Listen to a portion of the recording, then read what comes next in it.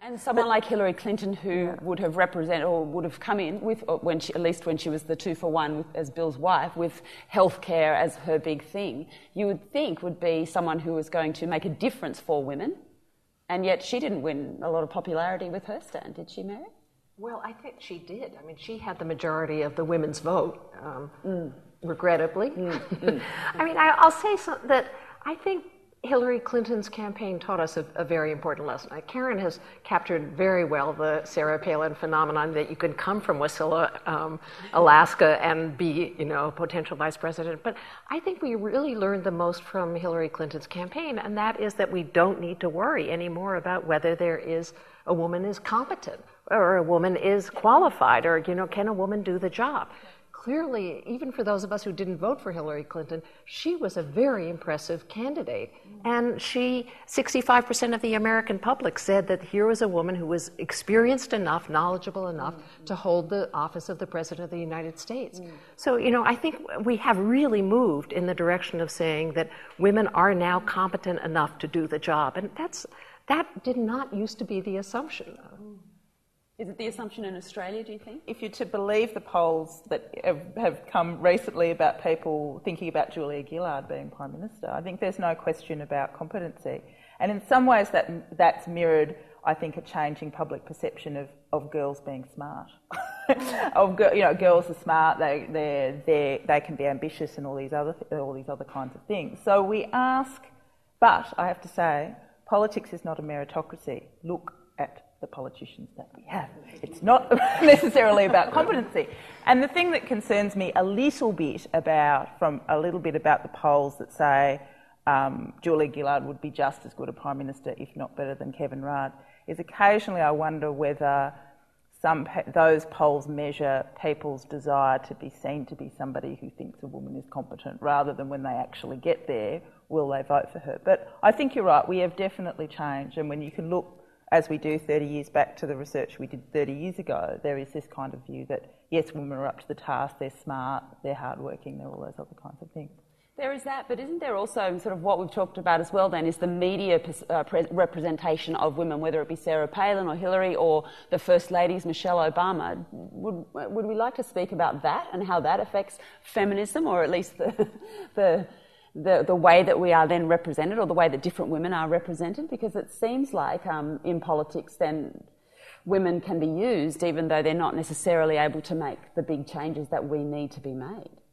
They stand out as being slightly different. I kind of wonder too why there's so much discussion about what a woman politician might be wearing, or their hair colour. It's because they don't have the the cheap suit, bad haircut suit, kind of uniform that so many the male politicians have. I mean, they've got bad haircuts too. They've got terrible dye jobs. They've got bad suits, but nobody talks about it. But I think that is again changing. There's still some discussion, but not as much as you would expect. Certainly not kind of the levels that it was, let's say, in the 80s. It was particularly bad then. Fiona? Well, we had a female Home Secretary, and the press was absolutely obsessed with her cleavage.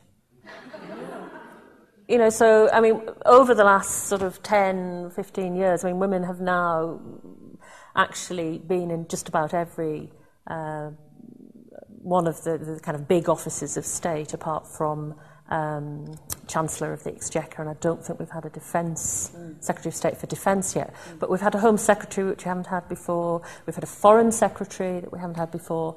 But the media is quite schizophrenic, because they don't tend to spend a lot of time saying that a woman is incompetent. I mean, I think there is a kind of sense, yeah, that's fine.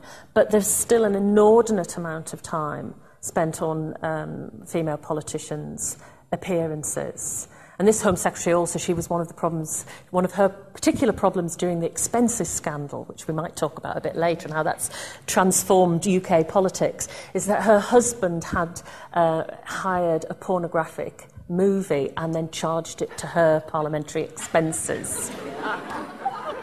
So really, Really, there should be articles about that she's got bad taste in men. Not really. She's getting problems about her cleavage. Mary, you were going to say something. That just made me think of the attention that was paid to Sarah Palin's wardrobe and who paid for it.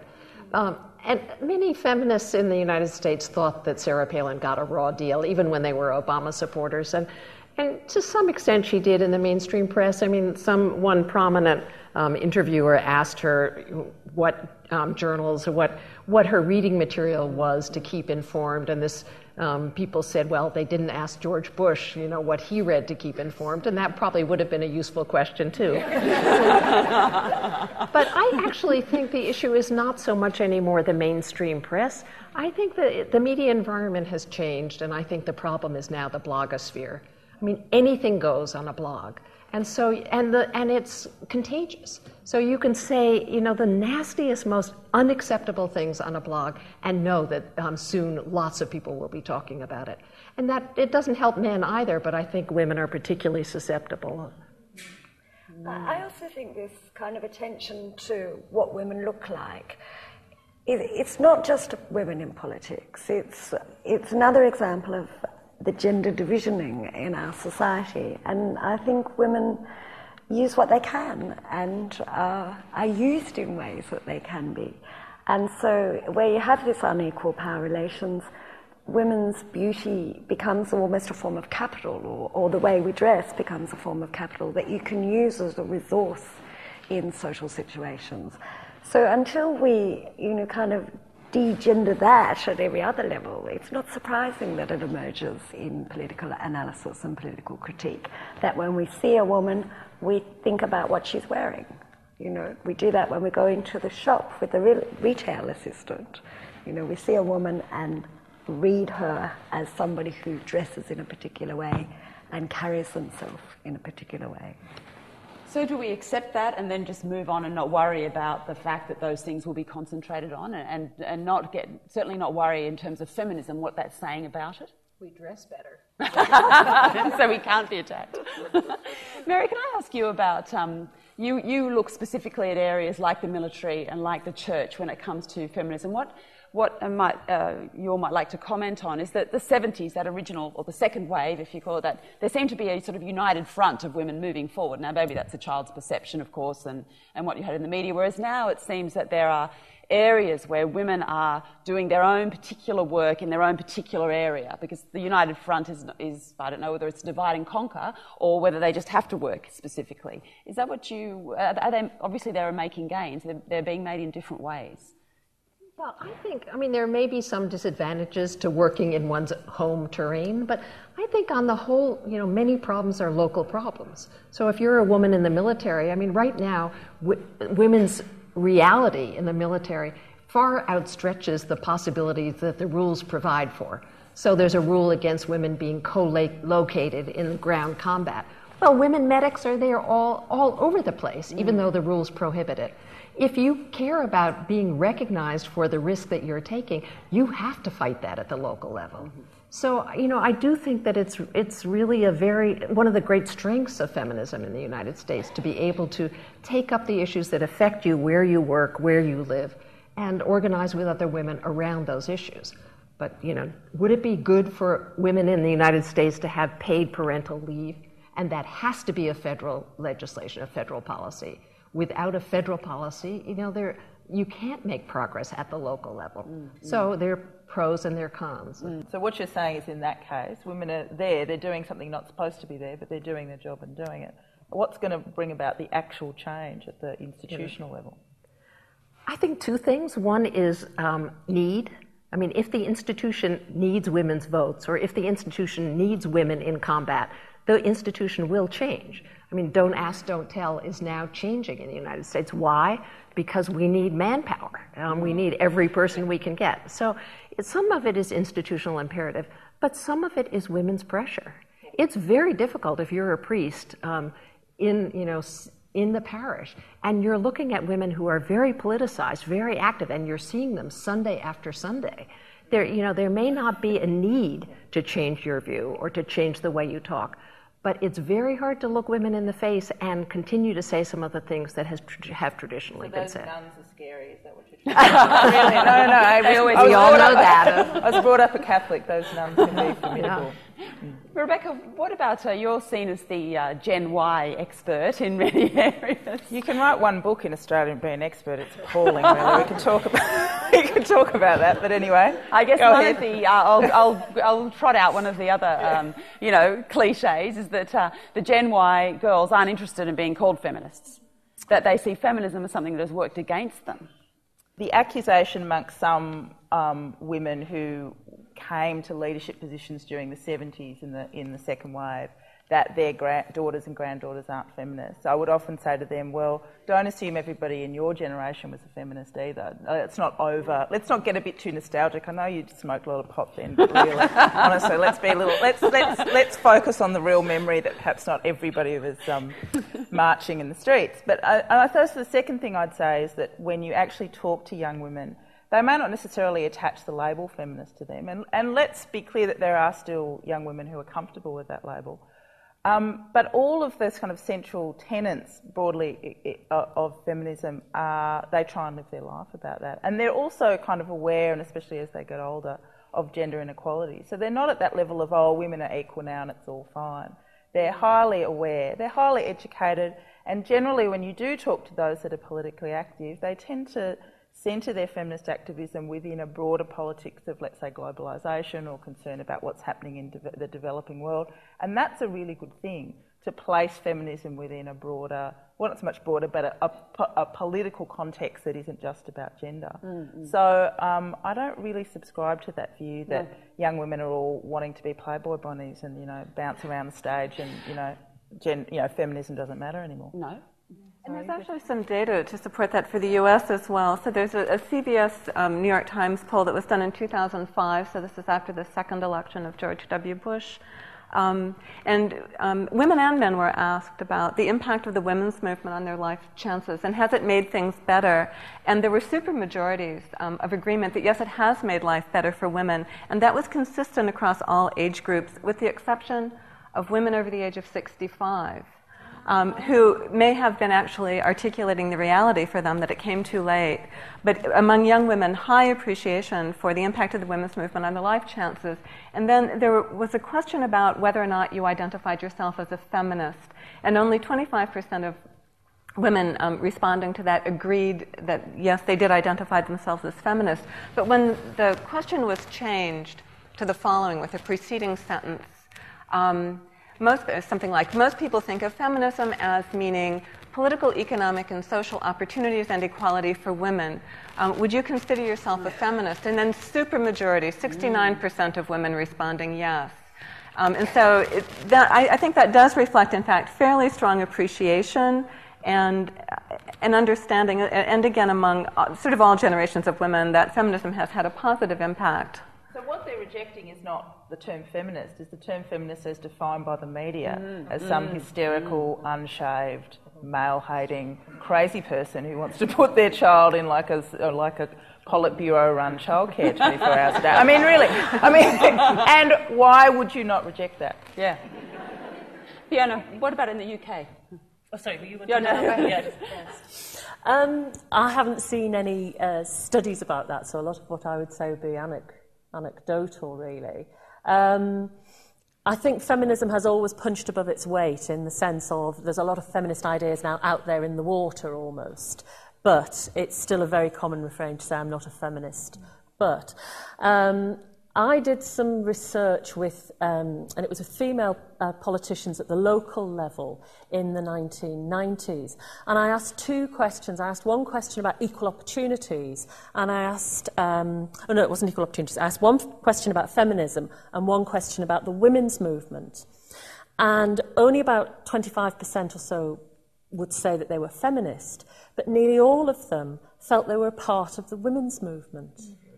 And they saw it as some kind of cultural resource and also a kind of an historic trajectory. So you had women sort of talking about, oh yes, I see myself in a line going back to the suffragettes. And so they actually saw, my mother was a feminist, but they didn't want the label, but they saw themselves as part of a kind of a movement, a collectivity, a kind of cultural phenomenon.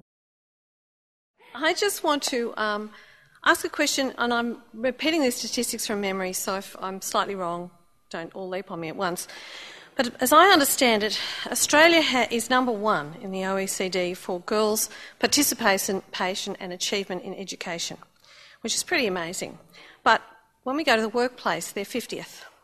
We're 50th in terms of women's achievement and participation in the workplace, which means something really fundamental is going on between education, getting degrees, etc., and getting into the commercial world and all parts of work. What I worry about is that we're telling young women in schools, particularly perhaps in single-sex girls' schools, that the world's their oyster, they can do whatever they like. And then they get out into the workforce, and because the word feminism has been taken away from them, they find they're not getting the opportunities that they were promised they'd get, that the good assignments are going to the boy next to them, or the young man next to them, and instead of saying there's something systemic going on, a lot of them are going, it's me, I'm not good enough. And they're internalising the rejection that is in the system. And that's one of the reasons I believe feminism is a terribly important word, but I'd love some comments from the panel on that. Thank you. Mary,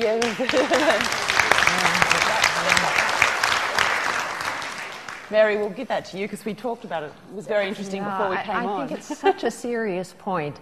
And the example I would give of the way in which I think it affects large numbers of young women who this ought to be the moment of great empowerment for them. There was a study done at Duke University about, what does it mean to be a woman, a student, a co-ed at Duke University? And what women said is, well, you have to be very successful as an academic, as a student. And you not only have to be successful as a student, you have to be a good athlete. Not only do you have to be successful as a student and a good athlete, but you also have to be very social and convivial among your friends. And the list went on and on.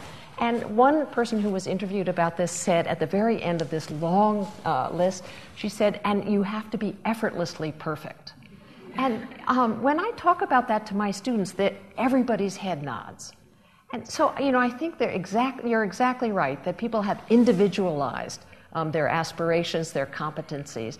And that's going to be a very serious problem, a source, I think, of enormous anxiety as young women go into the workforce, they start to have children, and they feel like it's totally up to them. Is there anything from our Australians that any research that you're doing? I suppose the one manifestation in the research I did on Gen Y was that the women I talked to said, a lot of them said to me, success in my life is assured until I have children, which is why I need to put everything I possibly can into my 20s and just basically try and get as much as I possibly can done, and then magically somebody will come, I will get pregnant at 30 and quickly have 2 children. And one girl said to me very clearly, children are the glass ceiling. So that's not only true, I think for some of the women I talk to, a recognition of that pressure and how unrealistic, but they live with it daily. Fiona, in the UK, would you say it's across the board, the same sort of thing? Yes, I think perhaps so. And I think also there's still quite a lack of awareness amongst, if I think of the young women students that I have, they're not really aware that they're going to be affected by the pay gap. So if you like, the kinds of issues that they're interested in and that sort of press their buttons in terms of feminist issues would be things like violence against women, sexual harassment, objectification of women, commercialisation of sex and so on, because they're the issues that seem to be that affect them, that they've got a connection with. They're not interested in issues around equal pay or even work-life balance, etc., etc. So I think there are kind of a set of issues depending on the stage of life that you're at. And a total lack of awareness. For example, there was a study done by Fawcett Society, and they found that something like 70% of the young women they talked to had not appreciated that public sector cuts, the kind of public sector cuts we're going to have, whoever returns to power after the general election, will disproportionately affect women, because they don't realise things like women make up the vast majority of the public sector workforce, including the professions in the public sector.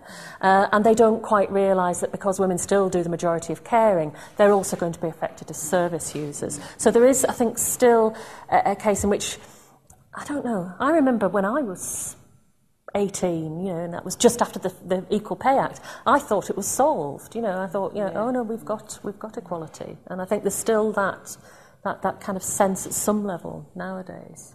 Yes, hello. I think my question's quite broad, but basically we've spoken a lot about where women have come from, where we're at today, and the struggles that we do face today. But I guess my question is, where do we go from here? What is the future for women? What should we be doing to make those changes that we would all like to see? Who would like to take that on? It's a big one. Sorry. Well, let me start with the list, and then everyone can chime in. So we should be running for office. We should be continuing to seek employment. We should be doing as much sport as possible. Effortlessly. Not effort. I don't want to say effort. I don't mean that everyone has to do this all the time. But I will say to backtrack just a little, one of the remarkable achievements in the United States was the passage of Title IX, which included equality in women's sports and educational institutions funded by the state. And that has made a huge change in women's lives in the United States. How we think about our bodies, how healthy we are, what's available to us, the capacity to function on sports teams and to carry that into university and to carry that beyond. That's been a huge, huge change. And it's been a change since the 1950s. So just very briefly, my grandmother, who was born in 1908 or something, 1904, played on an intercity basketball team when she was a young woman out of high school. This was common in the United States for women to be in sport in that generation. And the subsequent generation, there was no sport in my family until I went to high school, but my sisters went to a different high school, and there was no sport for them. This is a big change, it seems to me, and I think we should value and celebrate that. Absolutely insistence in continuing the fight in the U.S., at least, for reproductive rights, including access to safe, healthy, free, I would like, abortion and reproductive capacity. I think that's really, really important in the absence of autonomy. These are not the decisions you want the state to be making for you.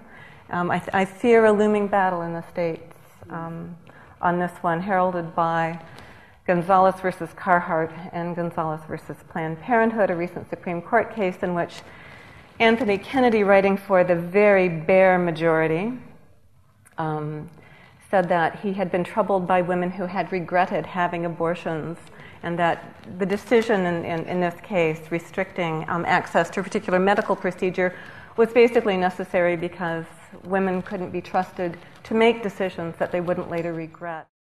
One thing we urgently need to do, and we can do, which is not the same thing, is to think very broadly about what feminism means. I'm working on issues about incarceration in the United States right now, and I'm working in a parole office. And men, mostly African American men in this particular city, are coming out of prison with huge child support obligations, which they can't pay because they don't have the jobs and they weren't able to earn while they were in prison. The most important issue for women with children among the African American multiple communities is that many men should be able to earn money. That's a feminist issue. And I think we do have to think in a slightly different and much broader ways than we've been used to thinking about what feminism means. I'd like to say, I think what feminists can do begins here. You know, this event would not have been on 5 years ago. Some of the conferences that are coming up, some of the activities that young feminists and many feminists are engaged in Australia really disappeared. And it's really important to remember that we've just come through 15 years of a very conservative, repressive kind of era in Australia. At the same time, there's been quite a masculinist backlash against the kinds of issues that feminists and women have raised. and we've been presented with ideas of men's disadvantage, which has made us have to really rethink what equality means. So I have a strong sense that there is a movement abroad, and that we will start to see quite a lot of lobbying and activism around important issues in Australia. I'd very quickly say I think that I would like to see full political and legal rights for gay women. You might be heterosexual, you might not know any gay women, but I think it's important that we need to be part of that fight. I think that we also need to support Indigenous women to the extent that we can in their desire to empower their communities, and that's a huge challenge. It's a huge moral challenge for every Australian. And I think that we also need to perhaps be a little bit more vociferous, or kind of, our voices need to be stronger in this current, I would almost call it moral panic about fertility in this country. We keep being told we have to have 3 or 4 children for the future tax base and for the country. And I think we know that 3 or 4 children isn't that easy, and we need to be a little bit more careful about, I think that entire obsession about having children is overwhelming us, and we need to inject a bit of scepticism into that debate. Sure. The final word isn't always very easy, is it? I think that we should do what feminism does rather well, which is to continue to ask really awkward questions, to continue to speak uncomfortable truths, to reclaim the language which allows us to see things as systemic rather than individual choice and so on. I think we should continue to laugh at that which is ridiculous and not to laugh at things that aren't funny.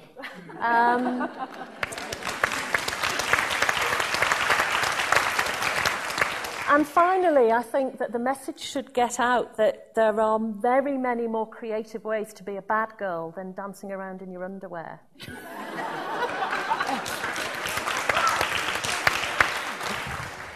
Hello. Hi, I have 2 questions. The first one is for the 2 American scholars. Do you really think that American people are well prepared to accept a female president? And the second one is for all of you.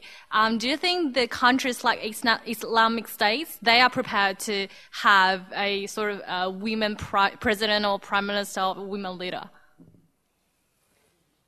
We'll start with the US question. To answer the second first, I'm not quite sure what you mean by Islamist, but Bangladesh has had a female governing head of state.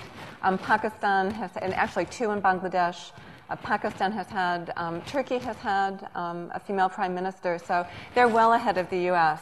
In regard to women at the executive level.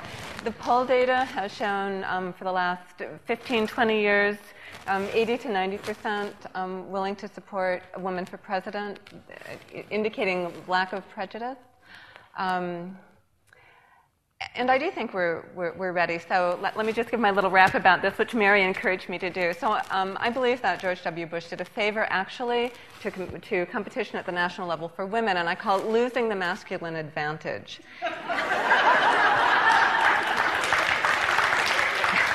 Clearly, I don't need to explain this. There's nothing special anymore about just being a man governing, because we've had such... just let me cut loose here, He did such a bad job. It dismissed every incumbent Republican at the state level in my state in 2006. It changed Congress, and it obviously created a wonderful platform for both Hillary Clinton and Sarah Palin. When you set that bar so low, it's no longer attached to gender. So I think we are ready, but I don't think it's about the American people. I think it's about the political system, the electoral system, and the party system. And those are 2 big structural impediments about which I could talk endlessly, and I won't. But I think it's less the American people than right now the mechanism through which that has to happen.